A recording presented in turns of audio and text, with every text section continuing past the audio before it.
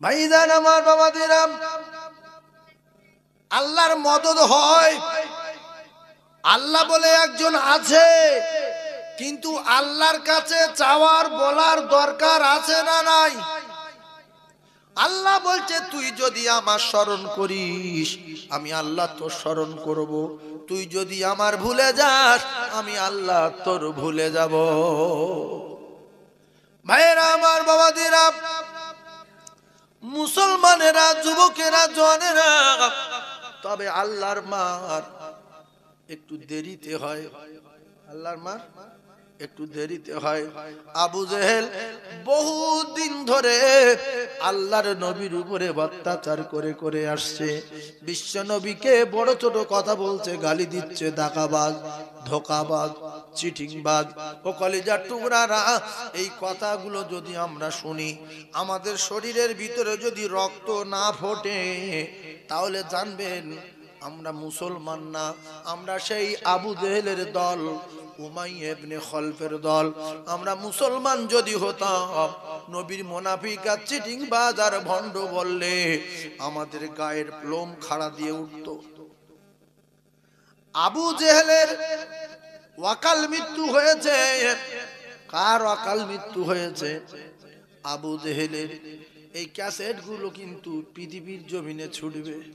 আবু জেহেলের অকাল মৃত্যু হলো যে জায়গায়, যে যুদ্ধে শিখে রেখে দেন, সেই যুদ্ধটা হলো বদরের যুদ্ধ। কিসের যুদ্ধ?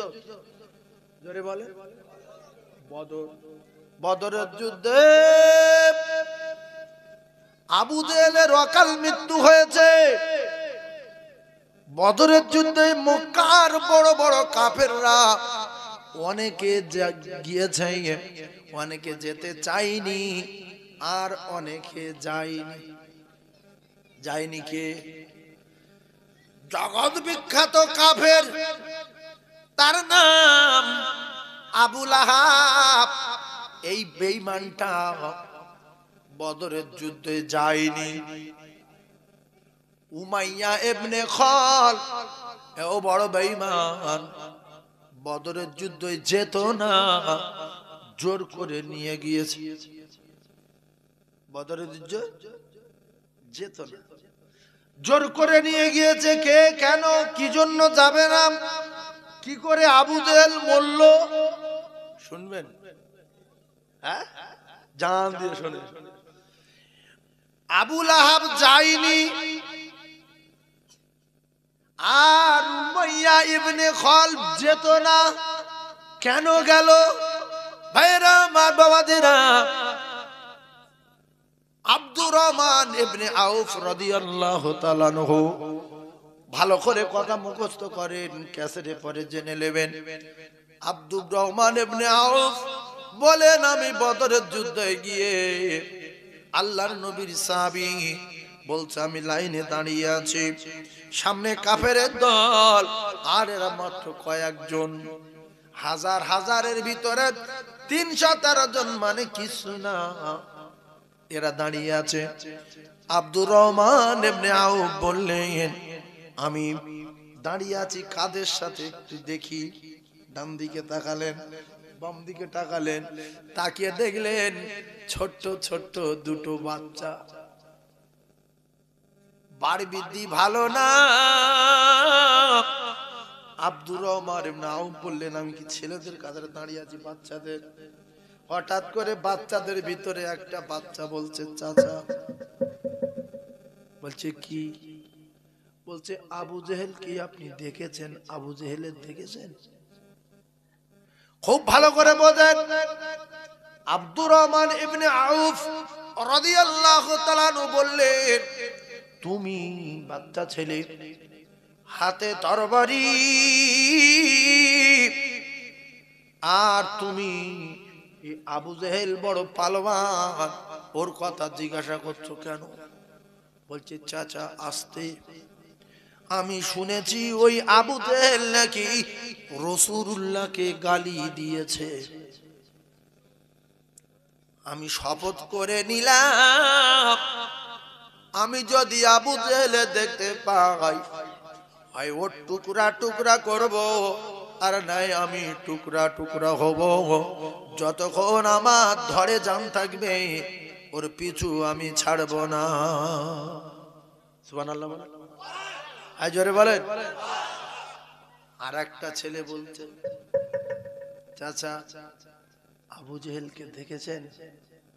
বলছে তোমার কি হয়েছে? বলছে আসতে বলেন। কেতাবে লেখা এই ছেলেটা আসতে বলতে বলছে, মানে এ আবু জেহেলের মারিবে। জোরে যদি বলে দু তিনজন শুনতে পেলে সবাই দৌড়ে যাবে। ও আসতে বলতে বললেন, বলছে কেন? বলছে আসতে। বলছে তোমার কি হয়েছে? বলছে আমি শুনেছি আবু জেহেল রাসূলুল্লাহকে গালি দিয়েছে। বলছে আমি যদি আবু জেহেলকে দেখতে পাই, আমি যদি আবু জেহেলকে দেখতে পাই ওর টুকরা টুকরা করব, আর নাই আমি টুকরা টুকরা হব। হয় ও মরবে নাই আমি মরব, আমি ওর পিছু ছাড়ব না। জোরে বলুন। আব্দুর রহমান ইবনে আউফ রাদিয়াল্লাহু তাআলা আনহু বললেন, আমি অবাক হয়ে গেলাম। অবাক হওয়ার কথা না, আমি অবাক হয়ে গেলাম। দুটো বাচ্চার কথা শুনে আমি যেন ঠান্ডা হয়ে গেছি। বিখ্যাত সাহাবী বললাম, আমি আর কোনো কথা না ভেবে আমি বলে দিলাম, সেই যে আবু জেহেল কাফেরদের ভিতরে। আব্দুর রহমান আউফ বললেন, তারা আর এক মুহূর্ত দেরি করলেন না, দৌড়ে গিয়ে চিলের মতো উড়ে গিয়ে আবু জেহেলের তরবারির পর তরবারি। আবু জেহেল অবাক হয়ে গেল, এই ছোট ছোট বাচ্চা বাচ্চা ছেলে এত স্পিডে তরবারি চালাই। কেতাবে লেখা আছে দুই ভাই আল্লাহর জান্নাতে যাব বলে আবু জেহেলকে টুকরা টুকরা করে জাহান্নামের টিকিট ধরিয়ে দিল।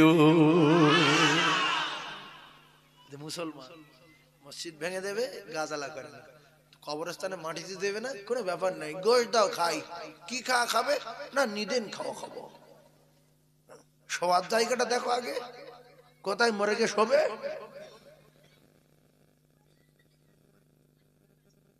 ভাইরা আমার, বাবাদিরা, বদরের যুদ্ধে আবু জেহেলকে চির জন্মের মতো জাহান্নামের টিকিট ধরিয়ে দিলেন। দুটো ছেলে, ছোট ছোট দুটো বাচ্চার হাতে অপমান হয়ে চির জন্মের মতো জাহান্নামের টিকিট নিয়ে বিদায় নিল। ইন্নাল্লাহা লা ইউহিব্বু মান কানা মুখতালান ফখুরা। অহংকার করার স্বাদ আমার আল্লাহ জন্মের মতো মিটিয়ে দিল। আব্রাহা রে, তোর সঙ্গে কি যুদ্ধ করব? তোর যুদ্ধ করার জন্য আমি সেনা দেব না, তোর সঙ্গে যুদ্ধ করার জন্য মশা দিলাম, মশার সাথে লাগ। আবু জেহেল তুই বড় পালোয়ান, তোর সঙ্গে কি বড় বড় নেতা পাঠাবো, ওমর পাঠাবো, আলীর পাঠাবো, হামজার পাঠাবো, এই দুটো চুটকের সাথে লাগ। পৃথিবী অবাক। ভাইরা আমার, বদরের যুদ্ধে নামকরা কাফের আবু লাহাব বদরের যুদ্ধে যায়নি। ঠান্ডা মাথায় তত্ত্ব বোঝার চেষ্টা করুন।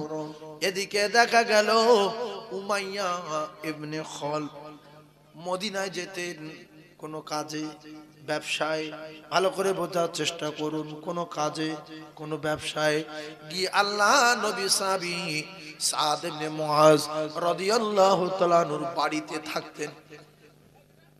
যেরকম আপনারা এখান থেকে আমাদের ওখানে গেলে, ভাই আমি শরীফুরের লোক, আমি সেই মতিয়ারের চাচা ভাই, আল্লাহ এই ঝড়খালি এসেছিলাম, রাত হয়ে গেছে, আমি কি বলবো, হেঁটে হেঁটে যাও, আমি কি বলবো বলে যে ভাই তাহলে আমার বাড়ি আসে, সকালে যাবেন, দুটো খাওয়া দাওয়া করেন, যায় শুধু শুধু ভাত দুটো খান।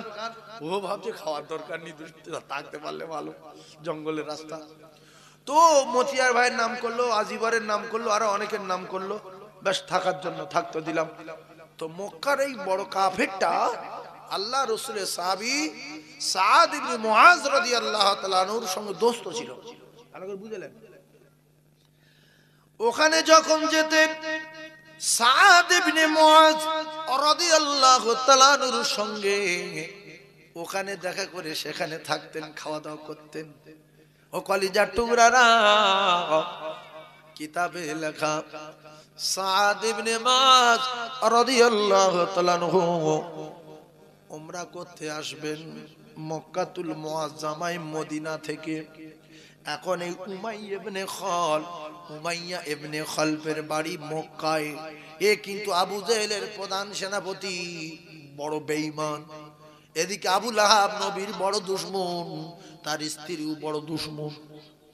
ভাইজান আমার, বাবাদিরা, আল্লাহর নবীর সাহাবী সাদ ইবনে মুআজ রাদিয়াল্লাহু তাআলা আনহু মক্কাতুল মুআজ্জামার জমিনে এসে আল্লাহর কাবা তওয়াফ করব বলে উমাইয়া ইবনে খালফের বাড়ি উঠলেন। কার বাড়ি? মোমেনের বাড়ি। একটু কথা বলে। ওর বাড়ি ওঠার পরে বিশাল ব্যাপার, দোস্ত এসেছে মদিনা থেকে। বোঝেন, দোস্ত নিয়ে ভালোভাবে সেবা করলো। দোস্ত বলছে, উমাইয়া, আমি আল্লাহর কাবা তওয়াফ করব, ফাঁকা টাইমে চত্বরে নিয়ে যেও, যাতে করে আমি সুন্দরভাবে তওয়াফ করতে পারি।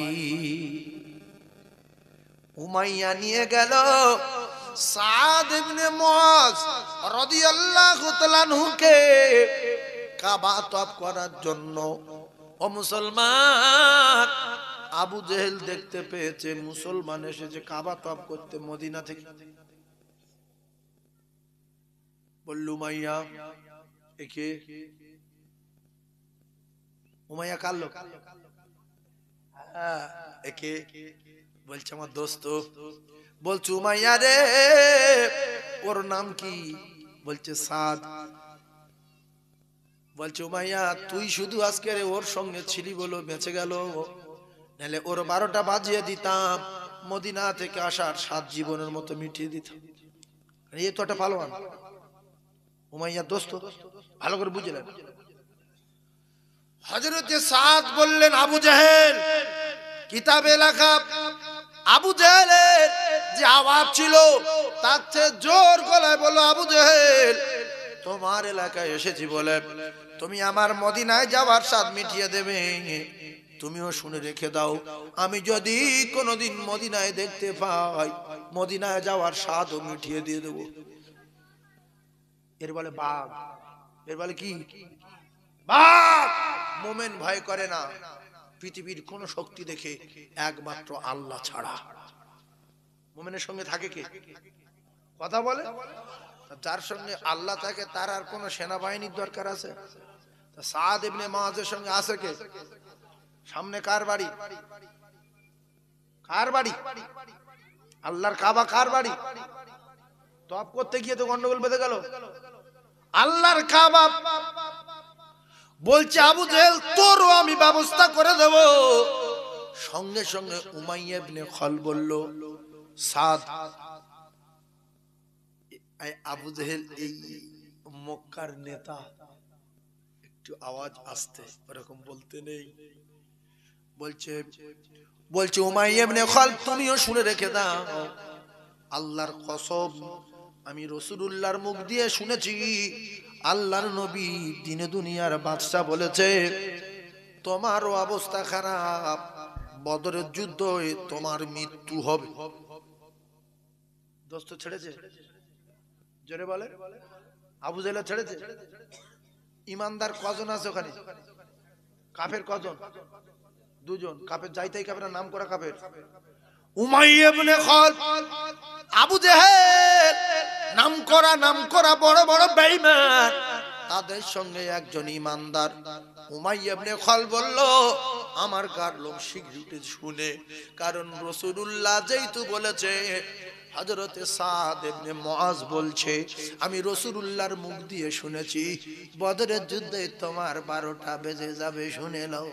কেন নবীর সঙ্গে যারা থাকে তারা এই রেগে গিয়ে বলেছে যে তুমি যে চওড়া করছো আবু জেহেল, আওয়াজ আসতে, তোমারও স্বাদ মিটে যাবে, যেও বদরে যেও। বদরে কি হবে না হবে নবীর আগে আল্লাহ খবর দিয়েছে যে যে কটা আছে নে চলো, ও 1000 থাক আর 1 লাখ থাক, তুমি হাঁটো, মদত আমি আল্লাহ করব। জোরে বলুন, আরো জোরে বলে। সেই জন্য সাদ নিজের দোস্তকেও ছাড়িনি। তাহলে আবু জেহেল রেগে গেছে, আপনি উমাইয়া ইবনে খালব রেগে গেছে, কোনো পরোয়া নেই। এ জানে আমার যদি মেরে দেয় আমি সোজা এখান থেকে আল্লাহর জান্নাতে চলে যাবো, সাঁ করে বদরে যাওয়ার আগে আমি আল্লাহর জান্নাতে চলে যাব। উমাইয়া বলছে, চেল্লাচ্ছে আমার মৃত্যু গ্যারান্টি, আমি বদরে যাব না। এদিকে আবু লাহাব যায়নি, আর উমাইয়া বলছে আমি যাব না। নবীর সাহাবীরা মিথ্যা কথা বলে না, নবী প্রেমিকেরা, নবীর ভক্তরা, এরা মিথ্যা কথা বলে না। আমার মৃত্যু গ্যারান্টি, গ্যারান্টি, গ্যারান্টি, আমি যাচ্ছি না, যাব না। এবারে বদরের যুদ্ধের দামামা যখন বাজলো, আবু জেহেল বলছে রেডি হও, সবাই রেডি হও। সবাইকে রেডি করলেন, হাজার হাজার বাহিনী তীর তরবারি নিয়ে রেডি প্রস্তুত করলেন, ঘোড়া রেডি করলেন, সামান রেডি করলেন, খাবার রেডি করলেন, মুসলমানদের শেষ করে দেব। উমাইয়া বলছে আবু জেহেল আমি যাব না, বিশেষ করে এই যুদ্ধে যাব না। খবর আসছে কাফেরদের বিশ্বাস, বুঝতে পেরেছেন? নবী যেটা বলে সেটা গ্যারান্টি, গ্যারান্টি, গ্যারান্টি। আর নবী সাহাবারা মিথ্যা কথা বলে না। মানে খোলের ভিতরের খবরটা, চাপা খবরটা, যেটা রাসূলুল্লাহ সাহাবায়ে কেরামদের নিয়ে আলোচনা করেছেন যে তোমাদের ভয় নেই, আমরা অল্প হলেও আমাদের সঙ্গে আল্লাহ রয়েছে, ওরা এই যুদ্ধে টিকবে না, সব লাইন আউট হয়ে যাবে। মরবে কে কে, এ মরবে, ও মরবে, এ মরবে, এর এখানে ওর ওখানে মৃত্যু হবে, এসব মরে যাবে। তাই উমাইয়া ইবনে খালব যখন বলল যে এ তো মক্কার লিডার, মক্কার বাদশাহ, সাদ কথা আসতে বলো। দেখছে দোস্ত ঘুরে গেছে, দোস্ত ও দলের লোক, আমি দোস্ত আমার হ্রাস করলো। দোস্ত তোমারও খবর আছে, রাসূলুল্লাহর মুখ দিয়ে শুনেছি তুমিও বদরে যাবে, তুমিও মারা যাবে, তুমিও ফিরবে না, লিখে রেখে দাও, ফিরবে না। এখন এইবারে যুদ্ধের ময়দানে যাবার জন্য আবু জেহেল যখন অনুনয় বিনয় করছে, সবাই রেডি হয়ে যাচ্ছে, উমাইয়া বলছে আমি যাব না। আবু জেহেল বলছে উমাইয়া তুমি যদি না যাও তাহলে মক্কায় অনেক কাফের বদরের প্রান্তরে যাবে না, কারণ লিডার যদি না যায় সঙ্গে সেলাসামটারাও যাবে না, যে অত বড় পালোয়ান যদি ভয় করে আমরা কি, আমরা যাব না। অনেক অনুনয় বিনয় করার পরে বারবার নবীর ওই সাহাবীর কথাটা কানে আওয়াজ আসছে, বদরে মৃত্যু হবে, বদরে মৃত্যু হবে, নবী বলেছে, কিতাবে লেখা। উমাইয়া বলল আবু জেহেল তাহলে মক্কার জমিনের সবচেয়ে যে ঘোড়াটা দ্রুত গতিতে চলে, ওই সবচেয়ে বিদ্যুৎ গতিতে যে ঘোড়াটা যায়, ওই ভালো পকিরাজের ঘোড়াটা, বাহনটা আমার দিতে হবে। কথা যদি দাও তাহলে আমি যেতে পারি। আবু জেহেল দেখছে তো বড় বাহনটা না হলে, দ্রুত গতির সাওয়ারিটা না হলে এ তো কোনো মতে যাবে না, এ যদি না যায় অনেক কাফেরও যাবে না। এখন দ্রুত গতি ঘোড়ার জন্য যখন আবু জেহেলকে বলল কিতাবে লেখা, আবু জেহেল এক কথায় রাজি হয়ে গেল, ঠিক আছে তাই দেয়া হবে, কিন্তু কিতাবে লেখা ঘোড়া নিয়েও শান্তি নাই। ঘোড়ার পিঠে যায় আর ভয়ে সন্তুষ্ট হয়ে কাঁপতে কাঁপতে যায়, একবার ডান দিকে তাকায় আরেকবার বাম দিকে তাকায়, সামনে তাকায়, পিছনে তাকায়, যেন পাগল হয়ে গেছে। যেখানে দাঁড়ায় ঘোড়ার মুখের মুখোশ ধরে ওইভাবে দাঁড়িয়ে থাকে। ঘোড়া ছেড়ে এক মুহূর্ত নড়ে না। যদি কোনো রকমের একটু আওয়াজ পায় ঘোড়ায় উঠবো, বিদ্যুৎ গতিতে দৌড় মারবো। এখন যাচ্ছে, মরবে না ফিরে আসবে? এই জন্য এখন আল্লাহ আমাদের ভালো রেখেছে, এই রসুলের উপরে যে আমাদের বিশ্বাস আছে যে মরবে, এই যে কথাটা গ্যারান্টি, আল্লাহর কসম মরবে, এই তো রাসূলুল্লাহ বলেছে। জোরে বলো, আরো জোরে বলো, আরো চিল্লে বলেন নারে তাকবীর। একবার কলেমা পড়েন লা ইলাহা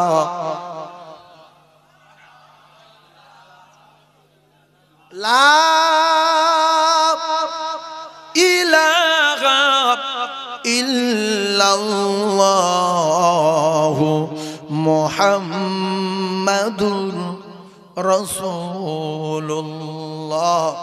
এই বেঈমানটা টেনশনে চিন্তায় যেতে যেতে আল্লাহর কুদরত বোঝা বড় দায়।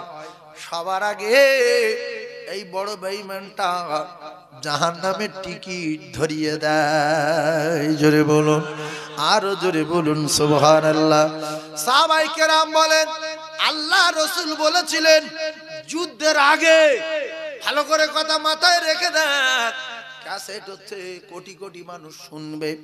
আল্লাহ রাসূল বলেছিলেন যুদ্ধের আগে আবু জেহেলের এই জায়গায় মৃত্যু হবে, দাগ কেটে দিলেন। উমাইয়া ইবনে খলফের এখানে মৃত্যু হবে, দাগ কেটে দিলেন। খালি ময়দানে যতগুলো কাফেরের দাগ দিয়ে দিয়েছিল, সাহাবায়ে কেরাম বলে বদরের যুদ্ধ আল্লাহ যখন আমাদের জয়ী করে দিলেন, 313 জন সাহাবী হাজার হাজার কাফেরের টিকিট ধরিয়ে দিল। আমরা শেষের বেলা ময়দানে গেলাম, রাসূলুল্লাহ দাগগুলো দেওয়া নাম ধরে ধরে বলেছিল। সেই ময়দানে গিয়ে দেখতে পাই যার নাম ধরে যেখানে দাগ দিয়েছিল সেই কাফের সেই দাগের উপরে শুয়েছিল। আপনাদের খুব খারাপ লাগছে কি যে হুজুর ওয়াজ করে না, গল্প করছে? ভালো লাগছে না, লাগে না? এই নবীর মেম্বারে বসে বলছি, পরিষ্কার বুখারীর riwayat বলছি, কারণ এই ক্যাসেট গুলো যাবে, আলেম ওলামারা শুনবে, আর এরা আবার আবু জেহেলের নামে লিখেও দিতে পারে আবু জেহেলের মৃত্যুর ঘটনা। এগুলো তো তালবিতাল কাজ কারবার। সেই জন্য ঘটনা যদি সহি না হয় তাহলে তারা আমার ধরবে। সেজন্য আমি খুব সাবধানে বলছি, এ কলাক লোক আছে না আছে ওরা কিন্তু দেখবে না, দেখবে বাসন্তী সাইফুল্লাহ ওয়াজ করেছে, ওয়াজটা শুনে যায়। এই জন্য বেশি বার বৃদ্ধি ভালো না। তো আল্লাহ অনেকদিন পরে আবু জেহেলের মারল। আল্লাহ চাইলে তো মুহূর্তের মধ্যে মেরে দিত, আল্লাহ নিজে বললে তো আবু জেহেল মরে যেত। এই যে আমরা একটা বাজে কথা বলি, আল্লাহ মুসলমানদের উপরে যারা অত্যাচার করছে এদের মেরে দিতে পারো না? নামাজ নেই, রোজা নেই, কিচ্ছু নেই, উজু নেই, পেট করে পানি নেই, সেই বলছে চা খেতে খেতে। আল্লাহ কি মুসলমানদের বাঁচাতে পারে না? আল্লাহকে তোর জন্য কি বাঁচাবে? তুই তো গাঁজা খা, এই গাঁজা খা। তুই এই বাঁচার জন্য কতবার মসজিদে গিয়ে কেঁদেছিস? তাহাজ্জুদ নামাজ পড়ে কতবার কেঁদেছিস বল? একটা মালিকের কাছে সব সময় যদি কোনো দাবি নিয়ে যাওয়া যায়, 1 মাস 1.5 মাস 2 মাস, সে একদিন বলবে আচ্ছা যা, তোদের রাস্তা পিছ ফেলে দেবো যা। এটা মন্ত্রীর কাছে একটা দাবি নিয়ে বারবার যান, তাড়িয়ে দিল ফের যান, মারলো ফের যান, 3 বারের মাথায় গেলেও মনটা নরম হয়ে যাচ্ছে, এত বিদ্যুৎ করুন ফের আসলো, ফের মেরে একজন মাথা ফাটি দিল, ফের আসলো, যা তোদের রাস্তা 20 ফুট চওড়া করে 1 ফুট মোটা করে ঢালাই ফেলে দেবো যা। বারবার মালিকের কাছে গেলে মালিকের ক্ষোভ দুঃখ ব্যথা বেদনা যা থাকে সব মালিক ভুলে যায়। যায় না? যায় না? আপনি মালিকের চুরি করেছেন, মালিক বার করে দিল, ফের যাবেন যে কাকু কথা দিচ্ছে জীবনে চুরি করবো না, ফের লাথি মেরেছে, ফের দিন পরে কাকু ফের তুই এইছিস, ফের তুই এইছিস জানোয়ার, ফের যদিও ফিরিয়ে দেয় বাড়ি মেরে, আবার 2 দিন পরে ফের যদি যান যে মালিক আমি কথা দিচ্ছি আর করব না, ওই মালিককে আর ফিরিয়ে দিতে পারবে? যে সত্যি অন্যায় করেছে আর এই যেরকম কাকুতি মিনতি করছে আর করবে না। আল্লাহর কসম আমরা মদ খেয়েছি, চুরি করেছি, ডাকাতি করেছি, জেনা করেছি, গুনাহ করেছি, অন্যায় করেছি, আল্লাহর চোখে সব ধরা আছে। বারবার করে যদি সেই মালিকের কাছে যাই, সেই মালিক আমাদের সিদ্ধান্ত করে রেখেছে এর দোজখে দেবো, এর শেষ করব, এর কবরে আগুন জ্বালাবো, এর কবরে 99টা সাপ দেবো, এর কবরের মাটি চাপ দেবে, কলিজার ভিতরে হাড়ের ভিতরে হাত ঢুকিয়ে দেবে। আমার আল্লাহ পাক সিদ্ধান্ত নেওয়ার পরেও আল্লাহ যদি চায় সিদ্ধান্ত পরিবর্তন করতে পারে না, পারে না, সিদ্ধান্ত চেঞ্জ করে দেবে। আল্লাহর বাড়ি গিয়ে বলবেন রাতের বেলা আল্লাহ। বিশ্ব নবী বলেছে আপনি প্রত্যেকদিন রাতের বেলা প্রথম আসমানে আসেন আর সবাই ঘুমিয়ে যায়, আপনি নাকি বান্দাদের ডাকেন, গুনাহগার বান্দা চলে আয়, চলে আয়, চলে আয়, ক্ষমা করে দেবো, কথা দিলাম, লা তাকনাতু মির রাহমাতিল্লাহ, তোর আমার রহমত থেকে বঞ্চিত হইসনি, উঠে আয়, উঠে আয়। রাতের বেলা গিয়ে ওই রেগে যাওয়া মালিকের কাছে যদি বলি মাবুদ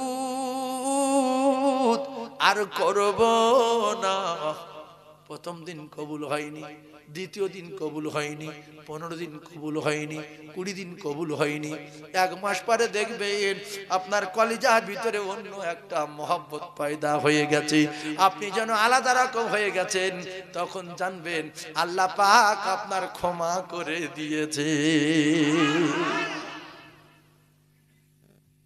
এই জন্য যারা নামাজে স্বাদ পান না, ভালো করে নামাজ পড়বেন, দেখি স্বাদ পাই কিনা। ইমাম সাহেব সালাম ফিরিয়ে দিয়ে যদি কি হয়, ইমাম সাহেব সালাম ফিরিয়ে দিয়ে যায়, দেখবে ইমাম সাহেব 1 মিনিট পরে এসছে তো কি হয়েছে, ইমাম সাহেব 30 সেকেন্ড পরে এসছে তো কি হয়েছে, 2 মিনিট দেরি হয়ে গেছে, আপনার গা জ্বালা করছে কেন, মুখ্য বলে? আল্লাহ রাসূল বলেছে যদি নামাজের জন্য বসে থাকে আপনার তো জীবন ধন্য। ইমাম সাহেবের আরো চা খাওয়ানো দরকার, যে হুজুর গো 7:30টায় জামাত, আপনি 7:32 এসেছেন, সেই জন্য আপনার 1 কাপ চা খাচ্ছি। ভালো করে ওয়াজ বুঝবেন, মিডিয়া চলছে মানে বুঝতে পারছেন, সেজন্য আপনার 1 কাপ চা খাওয়াচ্ছি। ইমাম বলবে কেন? তখন আপনি বলবেন আল্লাহর নবী বলেছে জামাত ধরতে গিয়ে 10 মিনিট 15 মিনিট আগে থেকে বসে থাকবে, গাছের পাতা যেরকম ঝরে ওই রকম গুনাহ ঝরবে। আর যতক্ষণ ইমাম সাহেব না আসবে, জামাতের টাইম হয়ে গেছে, কোনো কারণে 1 মিনিট দেরি হয়ে গেছে, আপনার খুশি হওয়া উচিত, ওই 1টা মিনিট তো আপনার গুনাহগুলো ঝরছে। তাই ইমামের বলবেন আপনার চা খাওয়াই, আপনার জন্য আমার 2 মিনিট বেশি গুনাহ ঝরেছে। জোরে বলুন। এই হাদিস যদি মানুষ জানতো তাহলে ইমামের পিছনে কুটকুট কুটকুট করতো না। চা খাবেন, যদি 2 মিনিট দেরি করে আসে চা খাওয়াবেন, যে হুজুর চা খান কেন গো, বলবেন রাসূলুল্লাহ বলেছে নামাজের জন্য সময় দিয়ে বসে থাকলে গাছের পাতার মতো তার গুনাহ ঝরে যায়, তার গুনাহ ঝরে যায়, সে বেগুনাহ মাসুম হয়ে যায়। জোরে বলুন সুবহানাল্লাহ। ভাইয়েরা আমার, বাবাদেরা, মুসলমানেরা, যুবকেরা, জওয়ানেরা, ও ভাবিরা, খালারা, আপনাদের একটুখানি বলি, এতক্ষণ বলে আসছি বিশ্ব নবী হাবিবুল্লাহর কথা, আকায়ে নামদার তাজদার মদিনার জামানায় কাফেরদের কথা, যারা যাদের বড় বড় বাড় বৃদ্ধি ছিল, যারা আল্লাহ রসুলের দুশমন ছিল, সাহাবায়ে কেরামদের দুশমন ছিল, আল্লাহ পাক তাদের যুগে যুগে শেষ করে দিল। এখন যারা মুমিনের শত্রু হবে, আল্লাহ পাক একটু দেরিতে আল্লাহ তাদের 12টা বাজিয়ে দেবে। ভাইজান আমার, বাবাদিরা, কলিজার টুকরা মায়েরা, বোনেরা, বেটিরা, আমি আপনাদেরকে জানিয়ে দিই লজ্জা শরম প্রায় শেষ হয়ে গেছে, লাগালাগি লজ্জা নাই। আগে মানুষ বেটা ছেলেদের দিকে মা বোনেরা তাকাতো না, এখন বেটা ছেলে তাকাতে লজ্জা পায়, মেয়েরা থাকে না, থাকে বেটা ছেলের লজ্জা লাগে তো নারীর লজ্জা লাগে না। আল হায়াউ শুবাতুম মিনাল ঈমান রে মা, লজ্জা শরম হলো ইমানের অঙ্গ। আপনার শাশুড়ি মাকে দিয়ে শিক্ষালেন, আপনার শাশুড়ির মায়ের দিয়ে শিক্ষালেন। ও ভাবিরা খালারা, তারা বুড়ি হয়ে গেছে, বৃদ্ধা হয়ে গেছে, তাদের মুখের দিকেও কেউ তাকাবে না।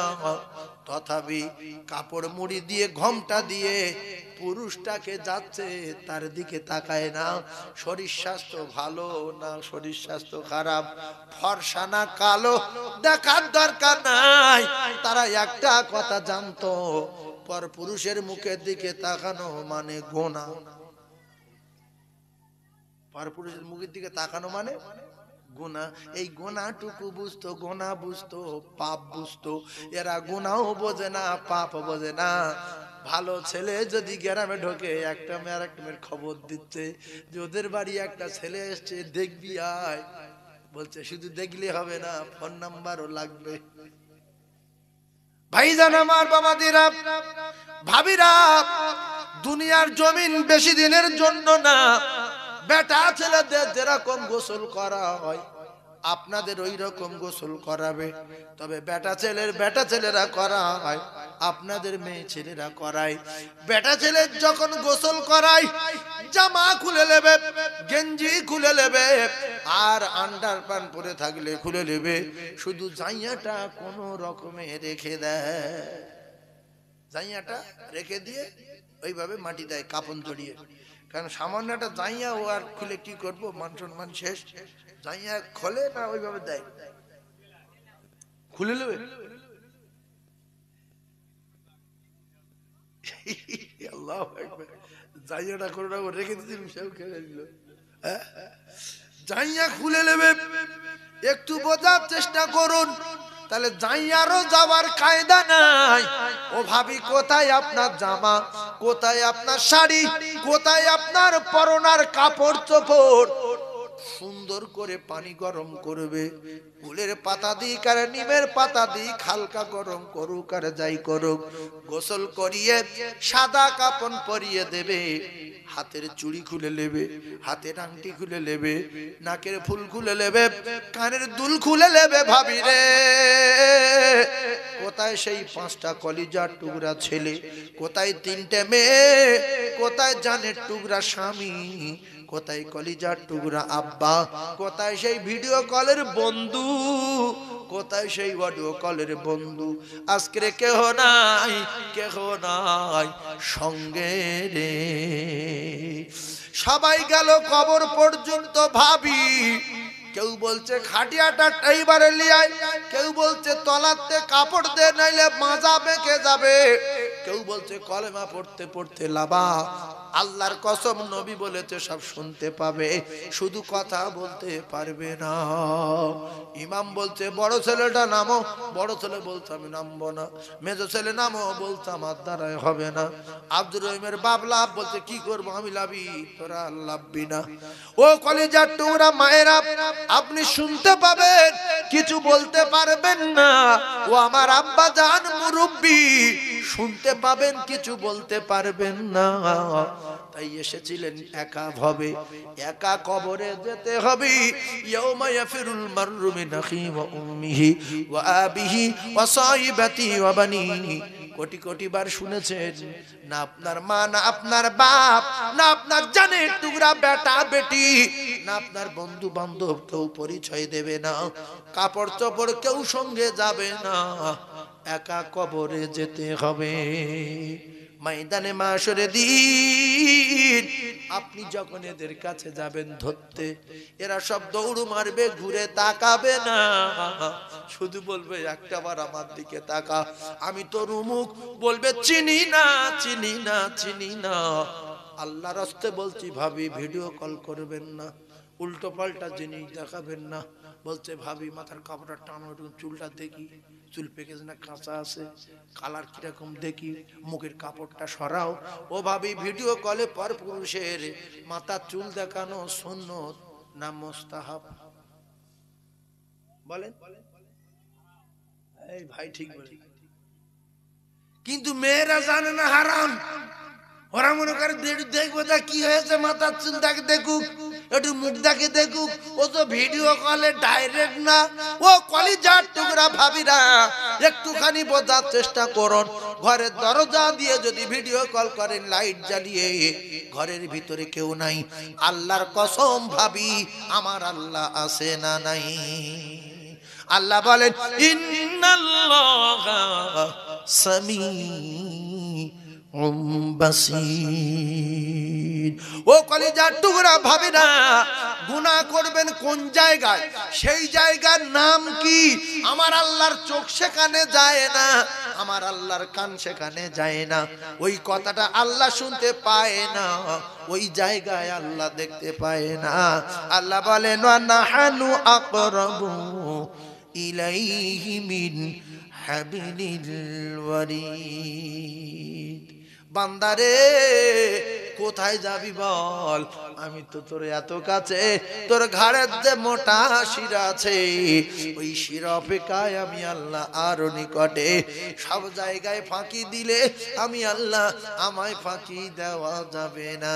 ফামাই ইয়ামাল মিসকালা যাররাতিন খায়রান ইয়ারা ওয়া মান ইয়ামাল মিসকালা যাররাতিন শাররান ইয়ারা। কোরআন যদি সত্য হয়, আল্লাহর কসম খেয়ে বলি, প্রত্যেক দিন যদি একবার সুবহানাল্লাহ বলেন সেটাও লেখা থাকবে, যদি দুবার বলতে পারেন সেটাও লেখা থাকবে, আর প্রত্যেক দিন যদি একটা অন্যায় করেন সেটাও লেখা থাকবে। এক জাররা পরিমাণ ভালো বাদ যাবে না, এক জাররা পরিমাণ মন্দ বাদ যাবে না। যতটুকু করবেন ততটুকুর বদলা আল্লাহ দিয়ে দেবেন। এজন্য আল্লাহ বলছে জাররা পরিমাণ ভালো কাজ করলে পাবে, জাররা পরিমাণ মন্দ কাজ করলে পাবে। সেই জন্য আমরা পিছনে কি করেছি ভাবি, আর মসজিদে গিয়ে কাঁদি। ও ভাবিরা, খালারা, যেরকম বেটা ছেলেরা কি করেছে, যে করেছে সেই জানে, ভাবিরা যে যা করেছে সেই জানে। স্বামী জানে না, মা জানে না, বোন জানে না, খালা জানে না, বেটা বেটি জানে না, কিন্তু আমার আল্লাহ জানে না, জানে না। এই জন্য নিজের গুনার ভয়ে আর নিজের পাপের ভয়ে, জাহান্নামের আযাবের ভয়ে নির্জনে ঘরের ভিতরে বসে, ও ভাবি গো, রাতের বেলা আল্লাহ প্রথম আসমানে আসে, 2 রাকাত নফল নামাজ পড়ে আল্লাহর কাছে বলার দরকার আছে না নাই? স্বামী তো খুশি হবে যে আমার গিন্নি তাহাজ্জুদ পড়ে। কেন তাহাজ্জুদ পড়তে হয়ে যাবে? তাহাজ্জুদে কাঁদবে, আল্লাহ আমি বেড়াতে গিয়ে কি করেছি আপনি দেখেছেন, কলকাতায় গিয়ে কি করেছি আপনি দেখেছেন, আমার জীবনে কোথায় কি হয়েছে। বিয়ের আগে কজনার কাছে ফোন করেছিলাম, কজনার সঙ্গে সম্পর্ক ছিল, আপনি দেখেছেন, তাদের সঙ্গে অনেক উল্টো পাল্টা কথা বলেছি, গোনা হয়েছে। আল্লাহ তাহাজ্জুদে কাঁদি, আপনি আমায় ক্ষমা করে দিন। এতে আল্লাহ খুশি না বেজার? আল্লাহ বলছে সবাই ঘুমাচ্ছে, তুই আমার বান্দি গুনাহগার, গুনার ভয়ে পাপের ভয়ে রাত 12টার পরে আমার কাছে কাঁদছিস বান্দি রে। আমি আল্লাহ তোর বিগত জিন্দেগির গুনাহ মাফ করে দিয়ে আমি আল্লাহ আমার কুদরতি কোলে তুলে নিলাম।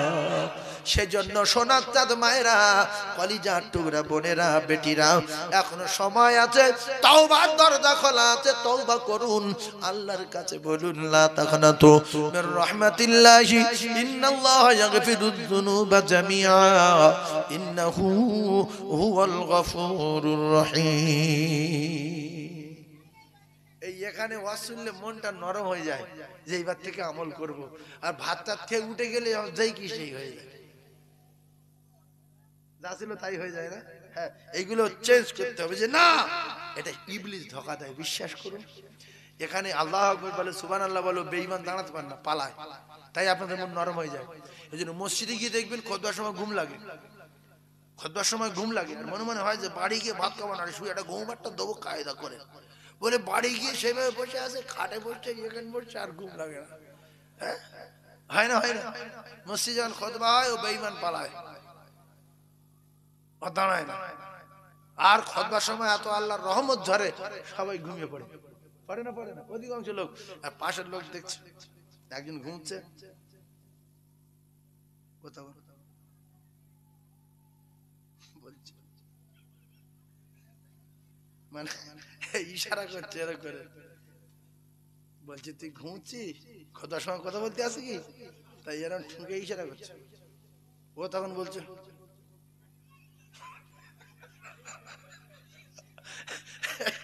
হয় না হয় না।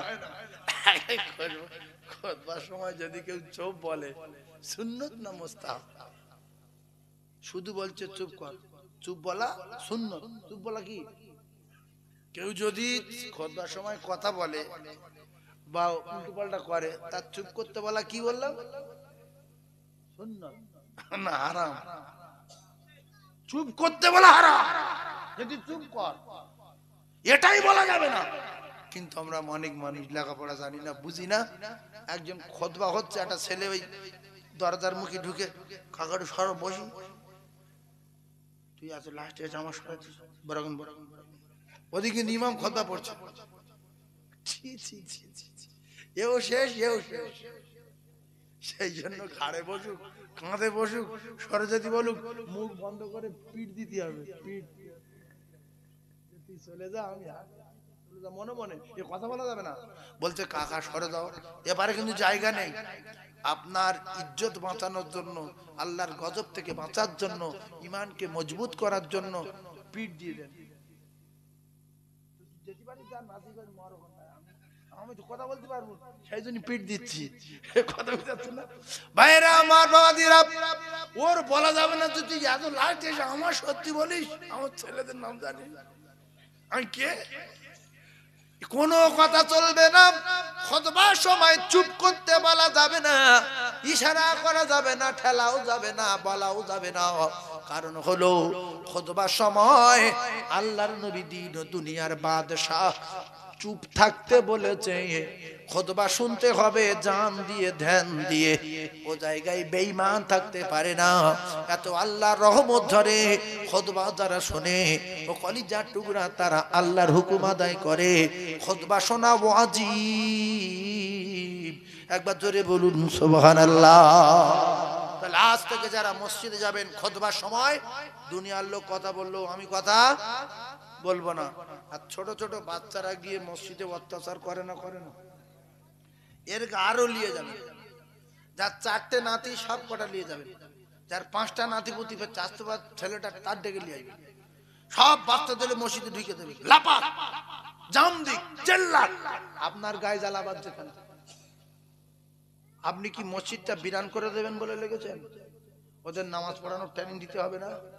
হিন্দুরা তাদের বাচ্চাগুলো নিয়ে মন্দিরে নিয়ে করছি, এইটা অমুক ঠাকুর, এইটা অমুক ঠাকুর, এইটা অমুক ঠাকুর। এখানে টাকা দিতে হয়, ওখানে প্রণাম করতে হয়। সামনে বারে এসে কিন্তু ফের জিজ্ঞাসা করব কোনটা কোন ঠাকুর।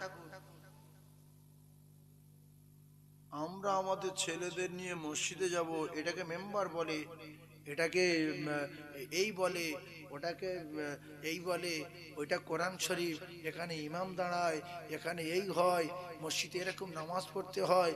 সেখানেও তো দূরের কথা, মসজিদে বাচ্চা নিয়ে যাচ্ছে, এরা আবার রাস করছে। আপনি ছেলে ভুল আনেন কেন? কত বড় মুখ খুয়ে ছেলে এনেছে, তো আপনার কি হয়েছে? তাহলে আমাদের সন্তানদের মসজিদে নিয়ে গিয়ে মসজিদে নামাজ পড়ানো শেখানোর দরকার আছে না নাই? রাসূলুল্লাহ নামাজ পড়ছে, মুসলমান শুনেলেন, রাসূলুল্লাহ দুটো নাতি গিয়ে পিড়ি চালে উঠেছে। এই মুসলমানের বাচ্চা, পিড়ি চালে উঠেছে। কার পিড়ি চালে উঠেছে? রাসূলুল্লাহ। রাসূল তখন সেজদায়। এবার নবী মাথা তুলতে পারছে না, দুই ভাই সব উঠে ঘাড়ে। কে কে? এই হলো ওয়াজ শোনালো হাসান আর হুসাইন। মাইক বিরাট জোর, তুমি বসুন, কমিয়ে দেবে। চেয়ার না সরে দাও, না হাত দেবে না, খবরদার। তো হাসান আর হুসাইন এরকম মাইক হলে ওয়াজ করে আশা মেটে। আমি কত আস্তে বলছি এবং কত দূর থেকে, দেখেন তো, 1 বিঘত দূর থেকে বলছি, তাও একরকম আওয়াজ।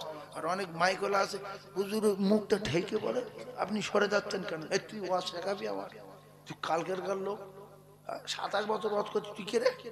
হ্যাঁ, আসলে এই মাইক্রোফোনের দামগুলো 250 টাকা, 150 টাকা, 350 টাকা।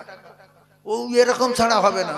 আর বিশ্বাস করুন, এখান থেকে কথা বলছি, মাইক্রোফোন কোথায়? এখান তো এই ভালো শোনা যাচ্ছে না, যায় না, কথা বলেন, যাচ্ছে না, যায় না। এই মাইক নেবেন, বক্তারা জান ঠান্ডা হবে, ওয়াজ করে শান্তি পাবে। কেসাল মার্কা মাইক নিয়ে ফুরফুরা পীর সাহেবদের, আলেমদের কষ্ট দেবেন না। এই মাইকটা যা, তার মাইকটা নেবেন, সারা জীবন এই এলাকায় জলসায়, আলেমরা শান্তি পাবে। ভাইরা আমার, বাবাদিরা, যুবকেরা, জনেরা, একটু বোঝার চেষ্টা করুন। আমি আপনাদের যে কথা বোঝাচ্ছিলাম, ওখান থেকে আবার শুরু করব। একবার দরুদ শরীফ পড়ুন। আল্লাহুম্মা সাল্লি আলা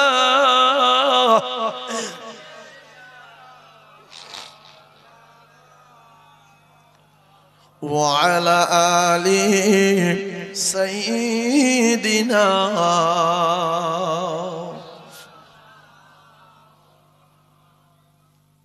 কোথায় ছেড়েছি বলেন?